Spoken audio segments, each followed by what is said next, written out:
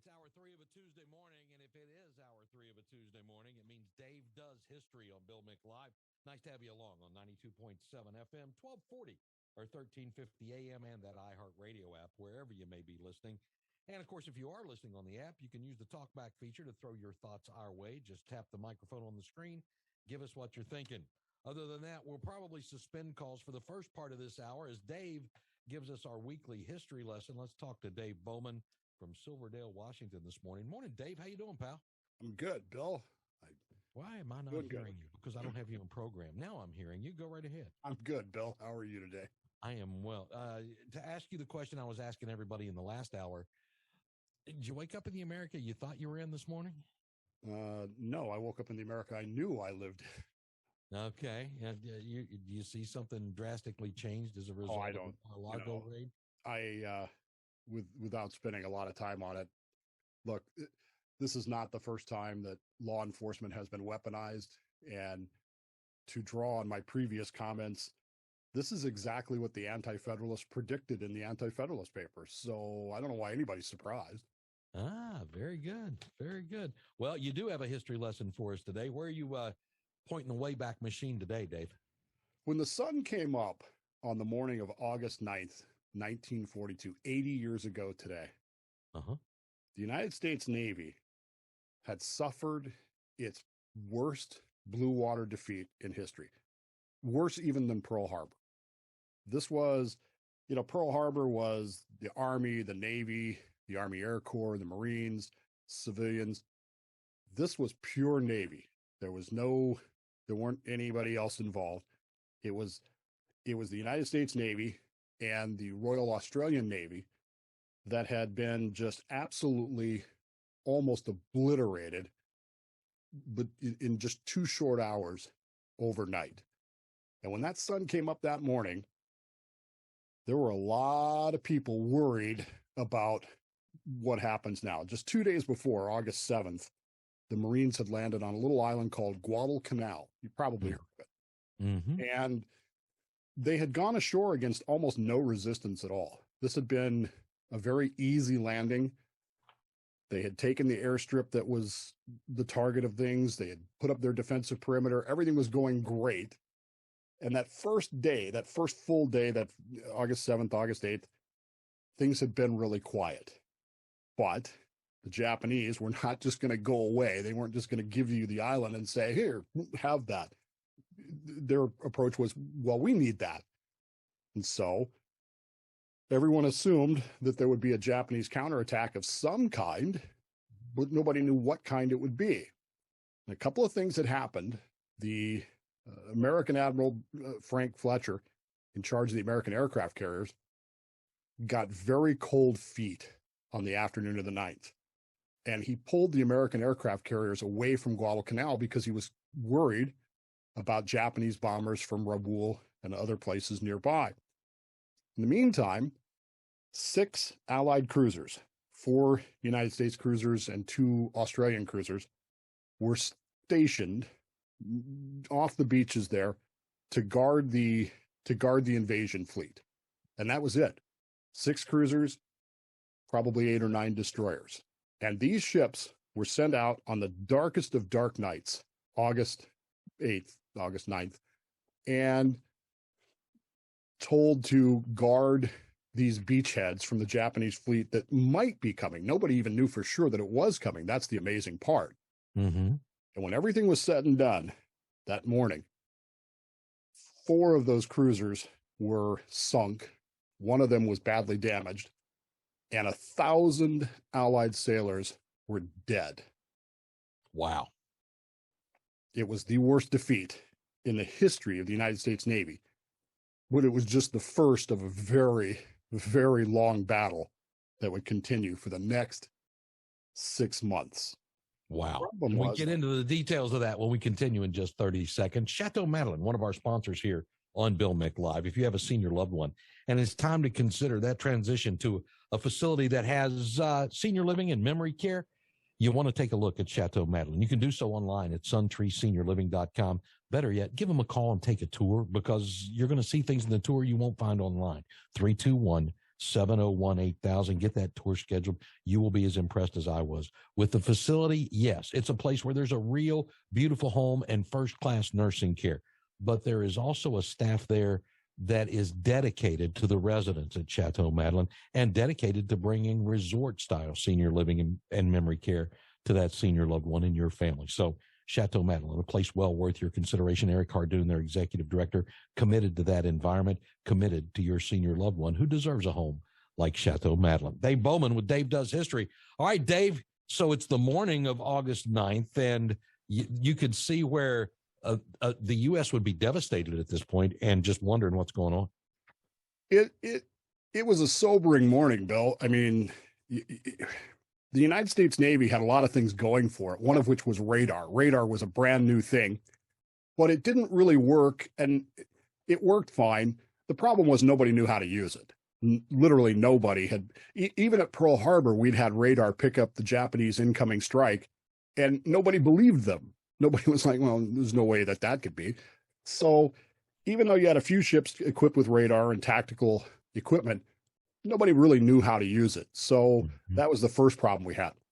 The Marines are ashore on Guadalcanal. They are unloading. Admiral Turner has landed his force. They are unloading all their heavy equipment. But this is going to take days to do. And so all the time that these transports are vulnerable, the Navy has to guard them. But like I said, Fletcher got scared. He got very cold feet and withdrew the aircraft carriers because he was very concerned about Japanese land-based aircraft. And so he pulled them out, leaving just those 6 cruisers. Like I said, 4 American, 2 Australian. One of the Australian cruisers, by the way, is the flagship of the whole surface fleet there.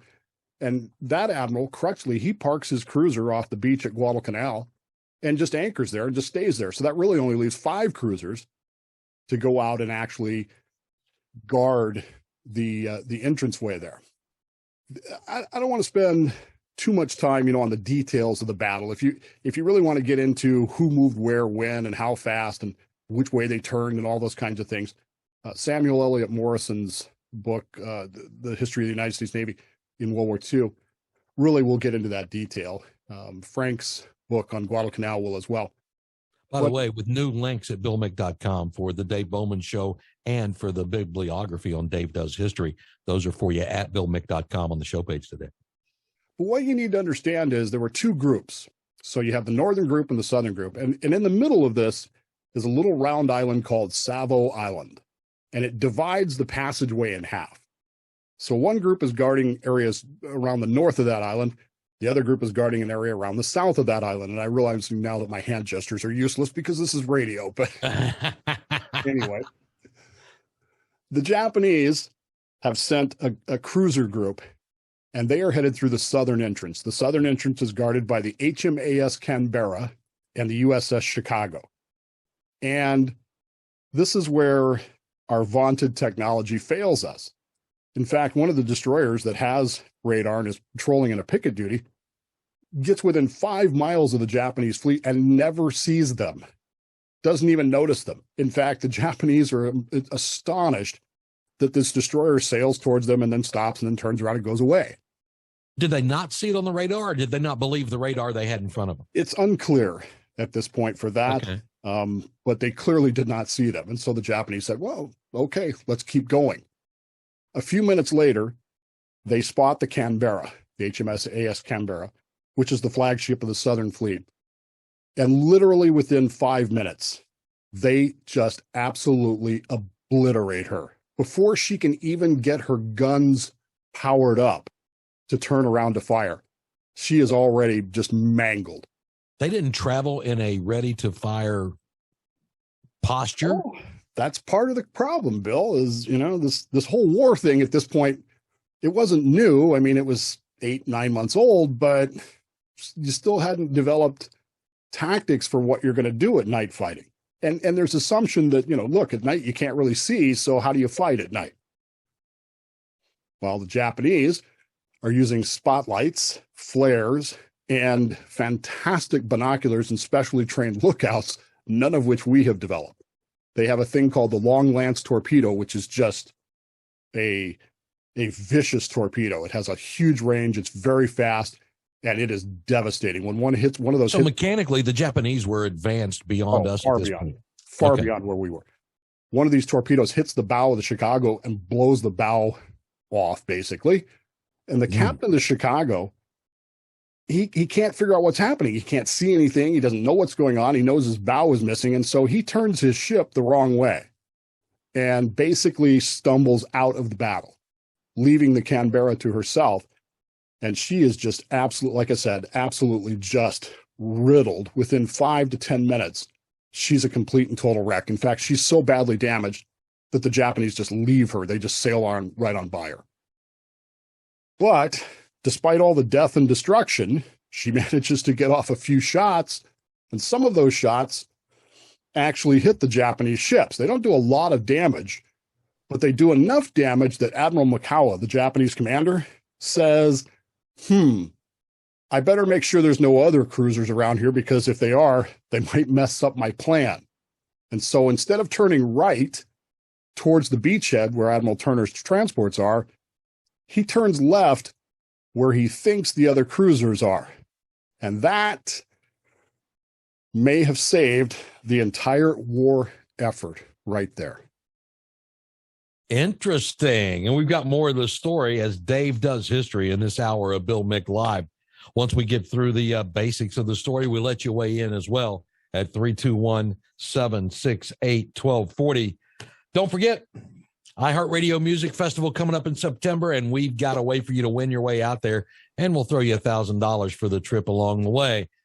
Details on the contest page at BillMick.com. Just look in the on-demand section there. Listen for the first keyword to fall just after 9 o'clock this morning on WMMB. Dave Bowman joins Bill for our weekly look at the past. We're kind of hoping to learn something new, or at least have some fun, you know?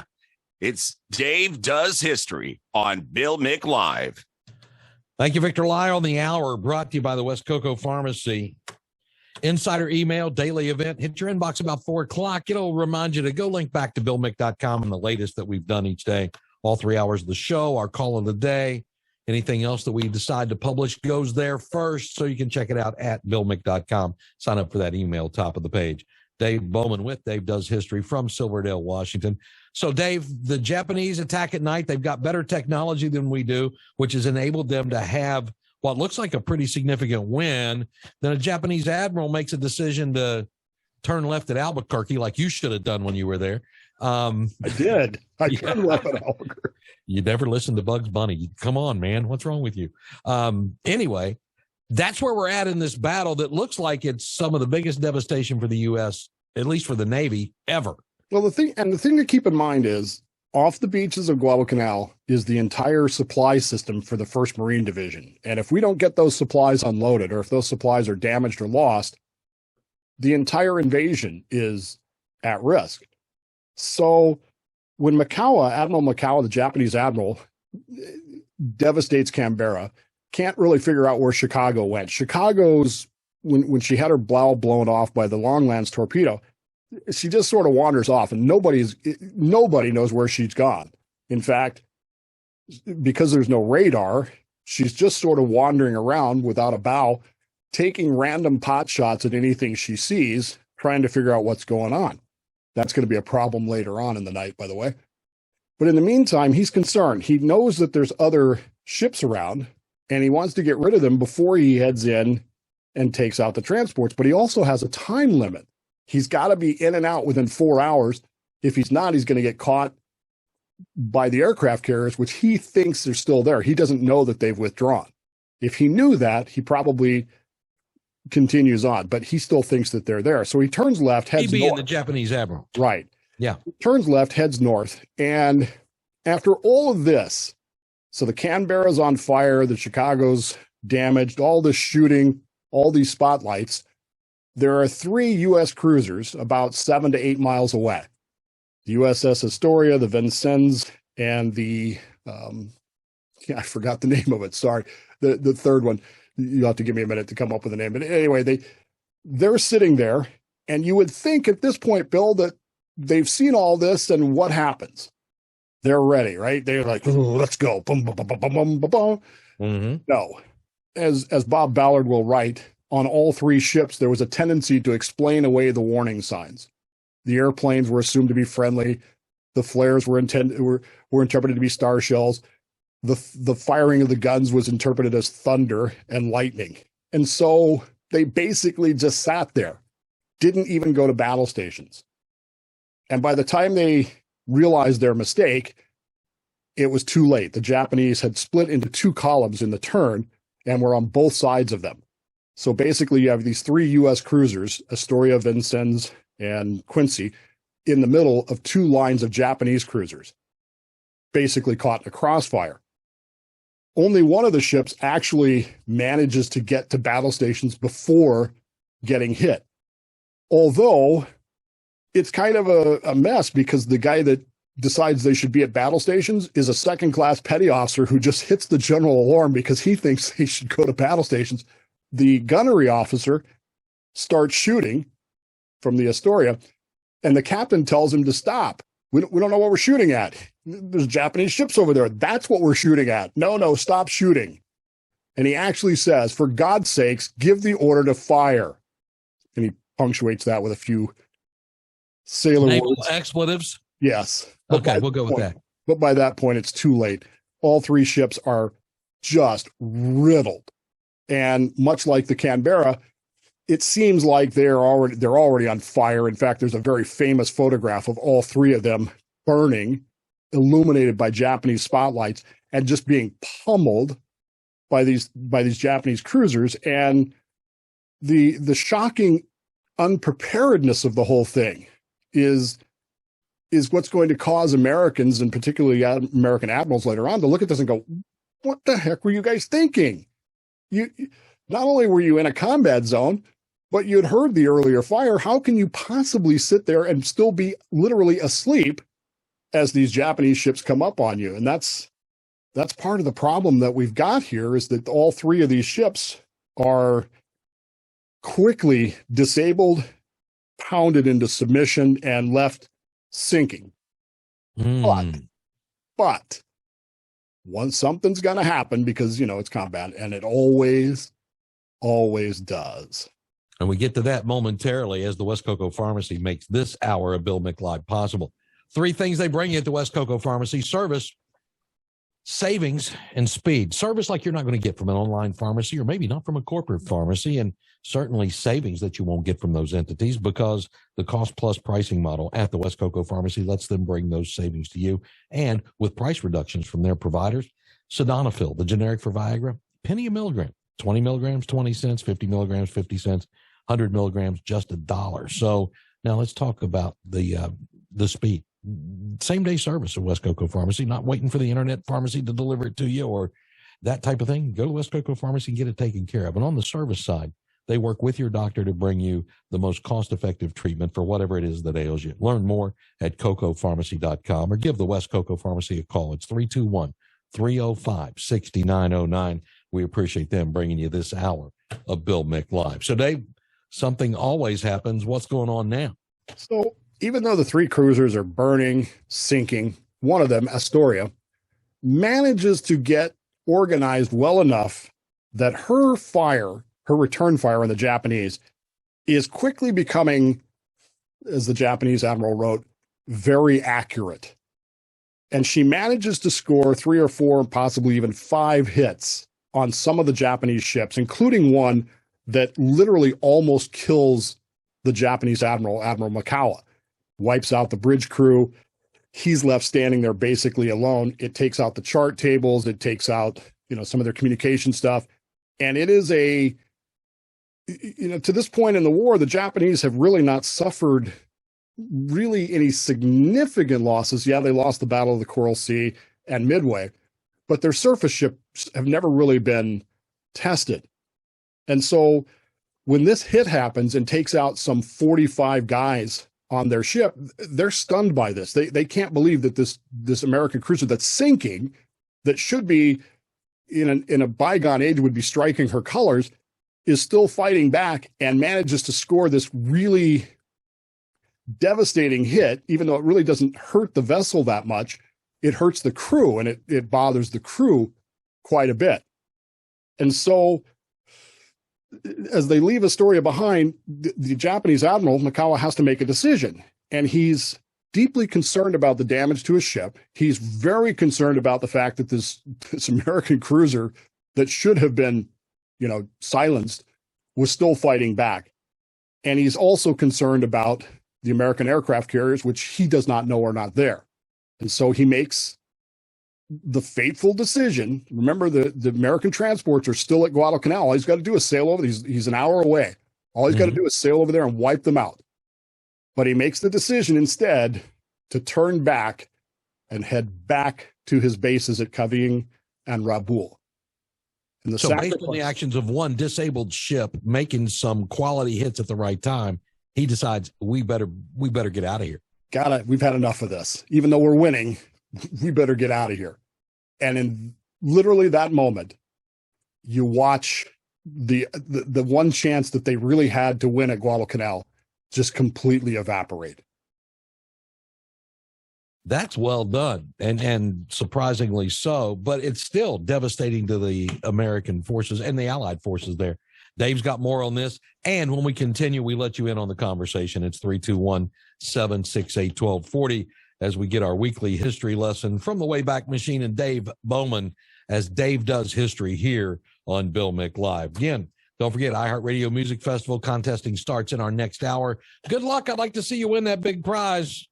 Take me with you to Vegas or something like that. We're back in moments on WMMB. Call Bill now, 321-768-1240. Common Sense on Common Radio. The West Cocoa Pharmacy bringing you the hour as Dave Bowman joins us from Silverdale, Washington with Tuesday's edition of Dave Does History. Dave, devastating battle for the U.S., and it's not over yet. Tell us where we are. It's not only not over yet, it's even as the Japanese are withdrawing because they're afraid of what might happen, there's still hell to be paid. The USS Chicago that I talked about just drifting around, now all of a sudden it's just taking pot shots at ships in the dark because it doesn't know who's who anymore. And one of those pot shots is taken at the Astoria, which is still sinking and burning. This is the kind of confusion that's going on that night. But as the sun rises and people are realizing the incredible amount of loss we've had, 4 cruisers are sunk outright. One is heavily damaged, the Chicago. 1,000 men, Bill, 1,000 are dead. And that doesn't even include the wounded who are going to die. Some of these men are in life rafts or just floating, and they won't be picked up for 2 more weeks. Wow. As they drift around Savo Island. It's just a devastating loss. And it's hard to imagine today. I don't know how Americans today would deal with the idea of losing 4 ships and 1,000 men in one night in less than an hour and a half. I don't know how we would deal with that today. But in 1942, I guess would be not well. No. But in 1942, it's just a bunch of lessons learned is what it is. Admiral Turner, who's the commander of the invasion, he has to make a decision because now he has 1 cruiser left to cover his invasion fleet. He has no aircraft carriers, no air cover to speak of, except for a few fighters on Guadalcanal. And he makes the decision, the gutsy decision, for which he doesn't get enough credit, to stay there and keep unloading, knowing full well that if the Japanese come back, we're going to lose even more men, more ships, more equipment, and possibly the invasion. But he decides to stay. And as the Japanese are running away from this fight, one last blow happens. The next day, as they're sailing away, the submarine S-44, which is a very old, obsolete submarine, happens to get into the way of the Japanese cruisers and manages to sink one of them as they're running away. And that's really the only loss the Japanese have in this fight. But the real error of the night is that Admiral Mikawa withdrew. If he had gone on, who knows where the war goes? Who knows what happens? But call it fate, call it divine intervention, call it the USS Astoria still fighting on when she probably shouldn't have. Either way, all of those things contributed to the fact that the Japanese withdrew, and it was probably one of the biggest strategic blunders of the entire war, which tends to happen to the Japanese a lot. They get these tactical victories that are strategic defeats, like Pearl Harbor, Coral Sea, and now the first Battle of Savo Island. The thing to keep in mind, though, is that this is the first of 6 months of these battles. And the United States is going to lose almost every one of them. In fact, there's going to be a almost even worse defeat in November in the same place, basically with the same tactics and the same problems. But ultimately, I'm not spoiling the story here, we're going to win the Battle of Guadalcanal, but it's going to take some time to do it. There's a lot of lessons here. We learn, night combat tactics aren't easy. You have to practice them. You got to learn to use radar. And maybe that's the real technological miracle of the Second World War, is how well we learned to use radar, which up to that point was just sort of considered, wizardry, but we figure it out. But I think for me, there's a lesson in all of this about the devastation of combat and how I think we've forgotten that. I really do. 1,000 men in one night, gone, just wiped out.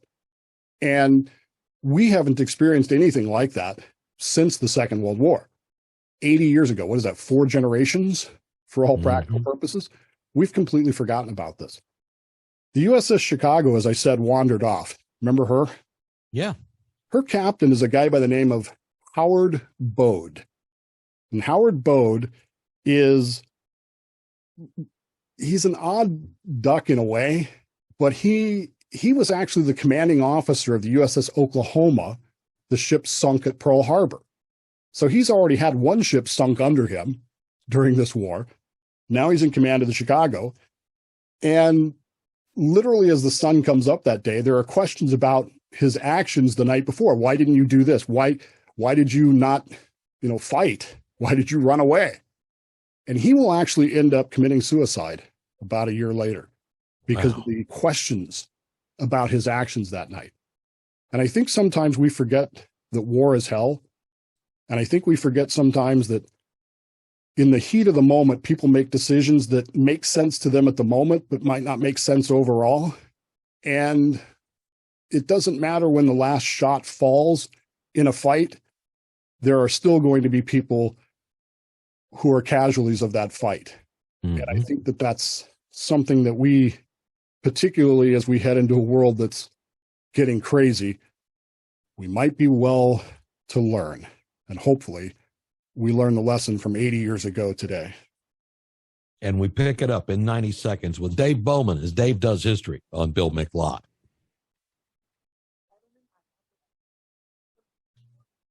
In addition to bringing you Operation Stormwatch at BillMick.com, O'Galley Electric is one of our sponsors here on the program. And with it being month 3 of hurricane season, something Dave Bowman dearly loves, you don't have to be stranded in the dark. A Generac home standby generator from O'Galley Electric that they have in stock right now can get you ready for the storm before it happens, and that's always wise. Do the preparation now so you deal with the events when they occur. Doesn't take a hurricane to bring us power outages in Florida. We go through those fairly regularly, depending on where you are. And the Ultimate Home Preparedness Booklet available for you at eg-electric.com to help you be ready for the storm. We know these power outages are part of storm season. You can beat the storm with a Generac home standby generator from O'Galley Electric. Give them a call at 321-425-3343 or see them online at eg-electric.com. Dave, I think you're right in that when's the last time the U.S. fought a war to win one, as opposed to being engaged somewhere forever? And these lessons were hard learned, but yet we ended up winning that war. And are we better prepared now? We want to think that we are. One of the things I was talking about the other day on one of the other shows I do called The Subvet, we were talking about this fight at Guadalcanal, and my favorite ship in all of history, probably the ship that really drew me into naval history and into general history, the USS South Dakota, was commanded by a man who was technically a lawyer. He wasn't technically, he was a line officer, but his real job was lawyer. And how he found himself in command of a brand new battleship is confusing. But he had a policy which was, I don't care if the brass is shiny or not, or if the deck has been holystoned. If my men can't shoot straight, they're useless. And so he trained very much on shooting and combat and those kinds of things. And his ship, the South Dakota, was constantly criticized for not looking, spiffy or 4-0 as it were. But when the moment came, his ship shot down 26 Japanese airplanes and basically saved the day at the Battle of Santa Cruz.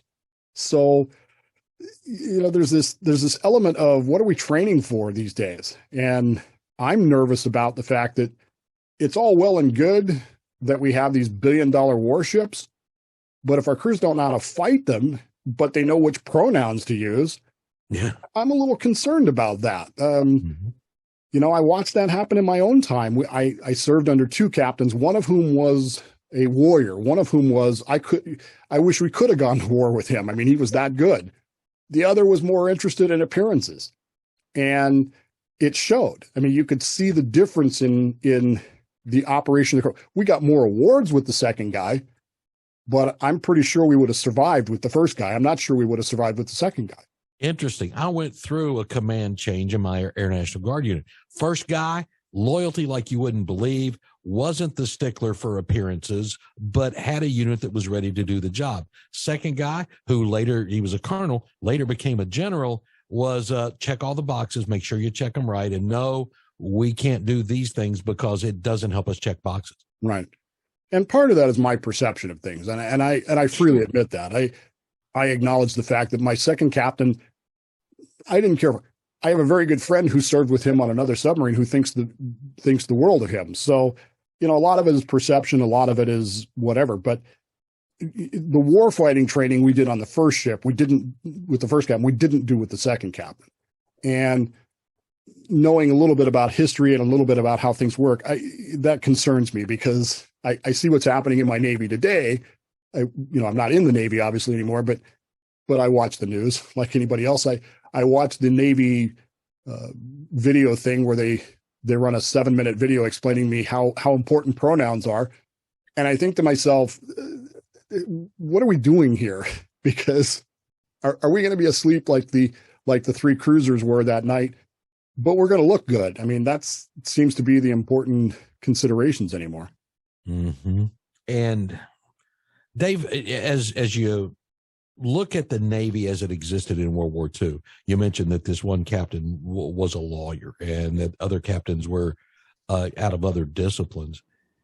How different was the Navy? How much career Navy was there, and how many were there, like what we would consider today naval reserves, or guys who got pulled in from their civilian lives to be part of that Navy? A lot of it. Is that a difference? Right. A lot of it was at the beginning of the war was old Navy and very stoic, very, the battleships are king. The aircraft carriers are up and coming.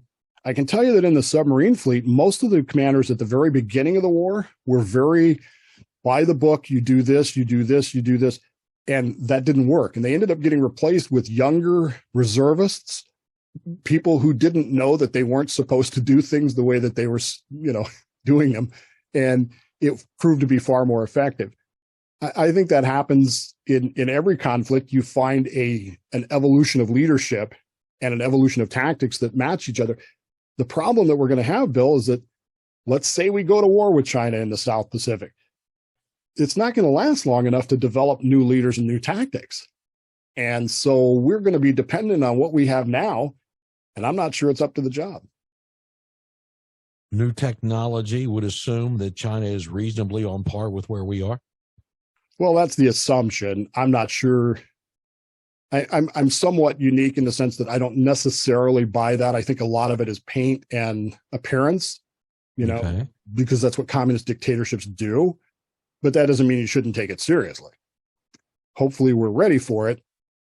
Hopefully we have a better, I'm not in the intelligence community, but I did know that the intelligence community has finally decided to pay attention to China now. So, woo-hoo. As well they should. Yes. Dave, it's another great look at Dave Does History on Bill Mick Live. I appreciate it, man. You put a lot of work into this and bring us things in a way we haven't seen them before. So thank you very much. I appreciate it. We'll finish this story in November because that's when this is the first fight of a whole bunch of fights that will end in November. Very good. I look forward to that, and we'll look forward to seeing you next Tuesday, Dave, as Dave Does History with us each Tuesday on Bill Mick Live. Thank you to the West Cocoa Pharmacy. They made the hour possible. Tomorrow on the show, Wide Open Wednesday. We'll see if anything more comes out of the Mar-a-Lago raid. And we got a stack of stuff in the news we haven't had a chance to get to. But tomorrow's your day, so you get to take us where you like right here on Bill Mick Live. I'll see you in the morning. Dave Bowman, I'll see you next Tuesday, pal. See you then.